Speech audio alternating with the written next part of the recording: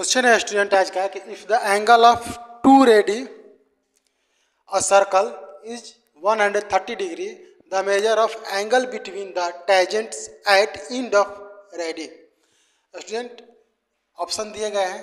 According to question अगर हम figure बनाना चाहें यहाँ पे, ये एक सर्कल हो गया, दे रहा है कि इसके दो रेडियस मान लीजिए कि ये ओ एम और ओ एन है, इनके बिटवीन का जो एंगल है 130 डिग्री है। हमें बताना है कि इन्हीं दोनों रेडियस के एंड पॉइंट से सेम पॉइंट से जो मान लीजिए कि यहाँ P है, P से टेंजेंट्स ड्रॉ किए गए हैं। अब बताना है कि इन दोनों टेंजेंट के बिटवीन का जो एंगल है इसका मेजरमेंट क्या होगा। तो स्टूडेंट हमें कुछ कॉन्सेप्ट जो है इससे रिलेटेड वो हमारे दिमाग में होना चाहिए, जैसे कि टेंजेंट और रेडियस हमेशा 90 डिग्री का एंगल बनाते हैं और यहाँ पर भी 90 डिग्री का एंगल बनेगा।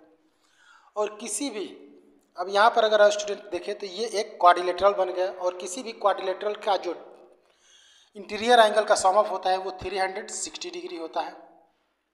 इनमें से ये दोनों 90 डिग्री के होते हैं, मतलब कि इनका सम ऑफ 180 डिग्री के बराबर होता है। कहने का मतलब कि अगर सेम पॉइंट से दो टेंजेंट्स ड्रॉ किए जाए तो वो दोनों जो रेडियस के साथ एंगल बनाएंगे उनका सम 180 डिग्री होगा। अब जो दो एंगल बच गए स्टूडेंट, इनका भी सम 180 डिग्री होगा। तो स्टूडेंट इस कंडीशन में जो दोनों रेडियस के बिटवीन में एंगल बन रहा है और जो दोनों टेंजेंट के बिटवीन में एंगल बनेगा, दोनों का सम भी 180 डिग्री होगा। मतलब कि अगर दोनों टेंजेंट के बिटवीन का जो एंगल है इसका मेजरमेंट हमें फाइंड करना होगा तो 180 माइनस 130 करना पड़ेगा,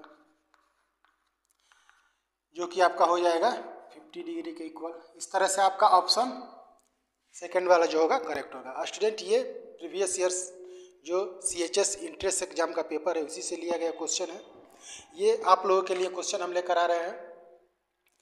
यहाँ पे जो सॉल्व करने का तरीका ये है कि हम मेंटली इसको किस तरह से कैलकुलेट कर सकते हैं ताकि हम आसानी से कम समय में अपना जो आंसर है ऑप्शन में से हम जज कर सकें, वो भी एक्यूरेसी के साथ। स्टूडेंट अगर अच्छा लगे तो लाइक और सब्सक्राइब कीजिए, नहीं तो कम से कम अपना कमेंट जरूर कमेंट बॉक्स में रखिए अपना मंतव्य, क्या समझ में आया, नहीं जो समझ में आया उसको पूछ भी सकते हैं।